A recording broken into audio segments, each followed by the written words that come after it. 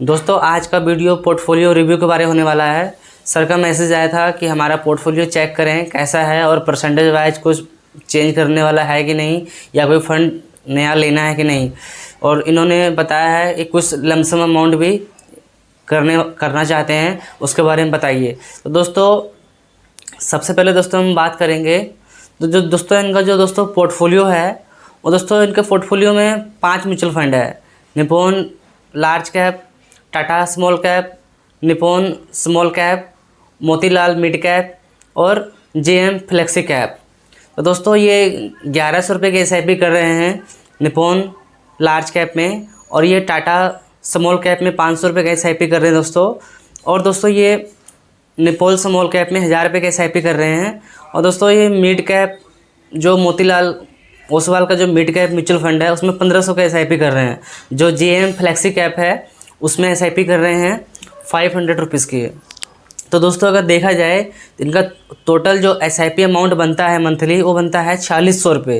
अब दोस्तों इस वीडियो में बात करेंगे कि इनका किन किन फंड में कितना परसेंट पैसा जा रहा है, और मिड कैप में कितना परसेंट जा रहा है, कितना लार्ज कैप में जा रहा है, कितना फ्लेक्सी कैप में जा रहा है, कितना स्मॉल कैप में जा रहा है।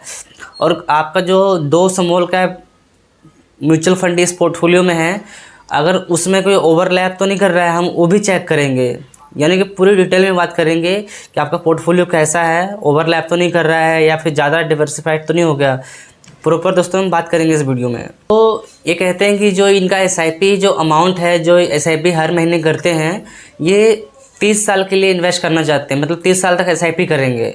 तो दोस्तों बहुत अच्छी बात है। 30 साल एक बहुत लंबा टाइम पीरियड होता है। इस टाइम तक आपका अमाउंट जो है बहुत बढ़िया क्रिएट हो जाएगा और आपका जो है लॉस होने के चांस बहुत ही कम, बिल्कुल ख़त्म हो जाएंगे। क्योंकि इतना लॉन्ग पीरियड में दोस्तों मार्केट शॉर्ट टर्म में जैसे मर्जी वैसे जाए, लॉन्ग टर्म में आपको प्रॉफिट होना ही होना है और बहुत अच्छा खासा आपको प्रॉफिट हो सकता है।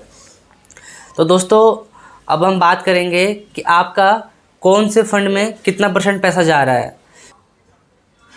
तो आपका पोर्टफोलियो तो बहुत बढ़िया है, लेकिन अब देख लेते हैं जो आपका ओवरलैप है, जो Nippon small cap mutual fund है और जो आपका टाटा स्मॉल कैप है उसमें ओवरलैप कितना कर रहा है ये देख लेते हैं। तो इसमें भी आपका जो ओवरलैप है नहीं कर रहा है, मात्र 11% है, इतना चलता है। क्योंकि 30 से 35% हो तभी चलता है। आपको तो ओवरलैप बिल्कुल नहीं कर रहा है, बिल्कुल बहुत अच्छी बात है। तो आपका पोर्टफोलियो कहीं ना कहीं बहुत बढ़िया है। तो अब देखते हैं जो आप 4600 रुपये की अमाउंट इन्वेस्ट करते हो, एसआईपी करते हो इस 5 म्यूचुअल फंड में, आपका कितना परसेंट किस म्यूचुअल फंड में जा रहा है। तो जो आपका 24% जा रहा है वो जा रहा है Nippon large cap mutual fund में 4600 रुपये के हिसाब से। जो आपका 1100 का अमाउंट है वो जा रहा है Tata small cap mutual fund में। जो आपका निप्पॉन स्मॉल कैप है उसमें 22% जा रहा है। जो Motilal Oswal mid cap fund है उसमें 32% जा रहा है। जो जेएम फ्लेक्सी कैप है उसमें आपका 11% जा रहा है। तो आपका इस तरह से परसेंटेज वाइज अमाउंट हर महीने जो 4600 का अमाउंट है उस तरह से इसमें जा रहा है, इतने परसेंट। अब हम बात करते हैं आपका जो टोटल 4600 का अमाउंट है उसमें से कितना मिड कैप में जा रहा है, कितना स्मॉल कैप में जा रहा है, कितना लार्ज कैप में जा रहा है, कितना फ्लेक्सी कैप में जा रहा है, उसकी बात करते हैं। तो आपका जो 4600 का अमाउंट है उसमें 33% जो अमाउंट है आपका वो स्मॉल कैप में जा रहा है हर महीने 33%। और 24% जो आपका जा रहा है वो लार्ज कैप में जा रहा है। और 32% जो आपका है मिड कैप में जा रहा है। और 11% आपका फ्लेक्सी कैप में जा रहा है। तो इस तरह से आपका परसेंटेज वाइज अमाउंट जा रहा है large cap, mid cap, flexi cap, small cap में अगर देखा जाए। तो आपका जो 33% स्मॉल कैप में जा रहा है तो कहीं ना कहीं ज़्यादा आपका स्मॉल कैप में नहीं है। मतलब आपका जो पोर्टफोलियो है वो मीडियम है, मतलब ज़रा रिस्की भी नहीं है।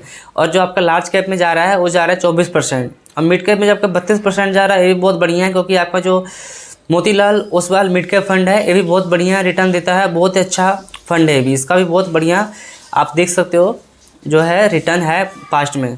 और टाटा स्मॉल कैप और जो आपका निप्पॉन इंडिया स्मॉल कैप है ये फंड भी बहुत बढ़िया है। और जेएम फ्लेक्सी कैप जो है ये बहुत बढ़िया फंड है। अब हम बात करते हैं जो लार्ज कैप फंड जो आपने लिया है निप्पॉन इंडिया का, उसका भी मैंने चेक किया रिटर्न, उसका भी कोई दिक्कत नहीं है, बहुत अच्छा रिटर्न उसका भी है देखा जाए तो बाकी के लार्ज कैप फंड के मुकाबले। अब हम बात करते हैं जो आपने कहा था कि हम लमसम अमाउंट करना चाहते हैं 3 फंड में।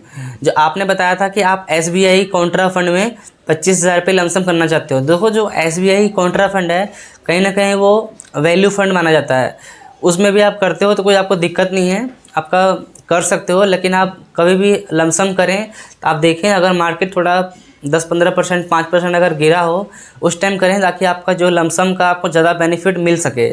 उसके बाद में जो आपने क्वांट स्मॉल कैप में 25,000 का अमाउंट लमसम करने के बारे में बात की है, वो भी आपका सही है, क्योंकि वो भी बढ़िया फंड है। लेकिन फिर भी वही बात रहेगी, मार्केट थोड़ा अगर डाउन रहे तब करो तो ज़्यादा बढ़िया रहेगा, क्योंकि लमसम में आपको तभी फ़ायदा हो पाएगा। क्योंकि एक साथ अमाउंट जैसे आप बता रहे हो 25,000 क्वांट में, 25,000 कॉन्ट्रा फंड में, 50,000 तक का ये हो गया। और जो आप मोतीलाल मिड कैप का फंड बोले हो 20,000 रुपये उसमें लमसम अमाउंट करने के लिए, तो आपका कहीं ना कहीं 70,000 रुपये अमाउंट हो गया। तो अगर आपको 70,000 लमसम करना है तो आपको थोड़ा सा देखना चाहिए, मार्केट थोड़ा सा नीचे आता है फिर आपको करना चाहिए, और आपको एक साथ नहीं करना चाहिए। 3-4 हिस्सों में बांट के इसको करो, महीने में चाहे हफ्ते में, ताकि आपका जो एवरेज हो जाए आपको अच्छा प्रॉफिट मिल सके। जिस तरह से भी मार्केट अभी हाई है, जैसे अभी आप करना चाहते हो तो 3-4 बार में इसको डालें, 70,000 रुपये को एक साथ ना डालें। अगर आप मार्केट देखते हो कभी अगर लो है किसी वजह से तो आप इकट्ठा डाल सकते हो, लेकिन आपको अगर 70,000 रुपये की लमसम करना है अभी मार्केट में तो आपको 3 से 4 बार में करना चाहिए, एक साथ आपको नहीं डालना चाहिए मेरे हिसाब से। तो बाकी दोस्तों अगर आपको वीडियो अच्छा लगा है तो आप कमेंट करें, वीडियो को लाइक करें, चैनल सब्सक्राइब करके बेल आइकन दबाएं। अगर आपको भी अपना पोर्टफोलियो रिव्यू कराना है तो आप कमेंट कर सकते हो अपना। बाकी ज़रूर मैं आपके पोर्टफोलियो पे वीडियो बनाऊंगा, आपको मैं उसको बताऊंगा क्या उसमें डिफरेंट करना चाहिए, क्या सही है। बाकी दोस्तों जो आपका जो पोर्टफोलियो ये वाला है उसमें कोई दिक्कत नहीं, बहुत बढ़िया पोर्टफोलियो है, ऐसे कंटिन्यू करते रहें आप। बाकी मिलते हैं किसी अगले वीडियो में, तब तक के लिए हैप्पी इन्वेस्टिंग।